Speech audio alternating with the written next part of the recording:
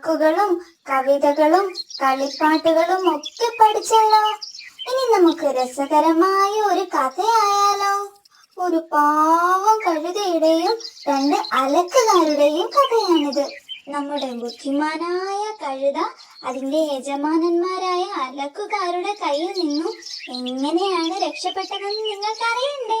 എന്നോടൊപ്പം വരൂ. ഒരിക്കലൊരിടത്ത് രണ്ട് അലക്കുകാർ താമസിച്ചിരുന്നു. അച്ഛനും മകനും. അവർ ഗ്രാമത്തിലെ ആളുകളുടെ വീടുകളിലെത്തി അവിടെയുള്ള മുഷിഞ്ഞ തുണികൾ വാങ്ങിക്കൊണ്ടുപോകും. സോപ്പും മറ്റും ഉപയോഗിച്ച് അവ കല്ലിൽ അടിച്ച് കഴുകി ഉണക്കി ഇസ്തിരിയിട്ട ശേഷം ഉടമസ്ഥരെ തിരിച്ചേൽപ്പിക്കും. ഇക്കാര്യത്തിൽ അലക്കുകാരെ സഹായിച്ചിരുന്നത് ഒരു കഴുതയാണ്. വീടുകളിൽ നിന്നും ശേഖരിക്കുന്ന തുണി മുഴുവനും കെട്ടുകളാക്കി കഴുതയുടെ പുറത്ത് വെച്ച് കെട്ടും. കഴുത ഇത് ചുമന്ന് വീട്ടിലെത്തിക്കും.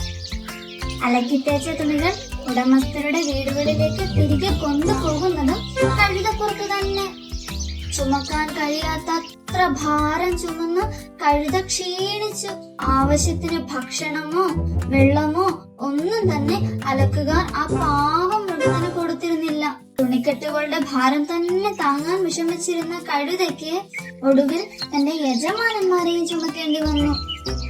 ഇത്രയുമായപ്പോൾ കഴുത ചിന്തിച്ചു, ദുഷ്ടന്മാരായ ഈ മനുഷ്യരെ ഒരു പാഠം പഠിപ്പിക്കണം. ഒരു ദിവസം എടുക്കാനാവാത്തത്ര ഭാരവും ചുമന്ന് വഴിയിലൂടെ പോവുകയായിരുന്ന കഴുത പെട്ടെന്ന് തളർന്നു വീണതായി ഭാവിച്ച് വഴിയിൽ കിടന്നു.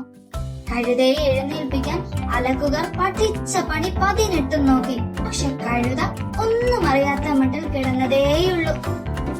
അവർ ആകെ വിഷമത്തിലായി. തങ്ങൾക്ക് പണമുണ്ടാക്കാൻ സഹായിക്കുന്ന കഴുതയെ എങ്ങനെ ഉപേക്ഷിക്കും? ഏതു വിധേനയും കഴുതയെയും തുണിയും വീട്ടിലെത്തിച്ചേ മതിയാകൂ. അച്ഛനും മകനും കൂടി ഒരു കാര്യം തീരുമാനിച്ചു. കഴുതയെ ചുമന്ന് വീട്ടിലെത്തിക്കുക. ഇരുവരും ചേർന്ന് കഴുതയെ ചുമലിലെടുത്ത് തുണിക്കെട്ടുകളുമായി കഷ്ടപ്പെട്ട് നടക്കാൻ തുടങ്ങി.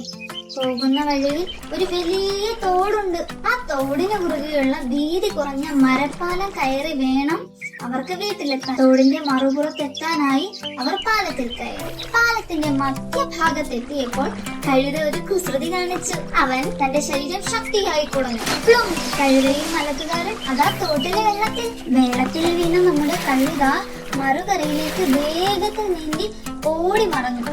അങ്ങനെ അലക്കുകാരുടെ പീഡനത്തിൽ നിന്നും ആ പാവം രക്ഷ നേടി. കൂട്ടുകാരെ, സ്വന്തം ലാഭത്തിന് വേണ്ടി വളർത്തുമൃഗങ്ങളെ കഷ്ടപ്പെടുത്തുന്നവർക്ക് അലക്കുകാരുടെ അനുഭവം തന്നെ ആയിരിക്കുമെന്ന് കൂട്ടുകാർക്ക് മനസ്സിലായില്ലേ?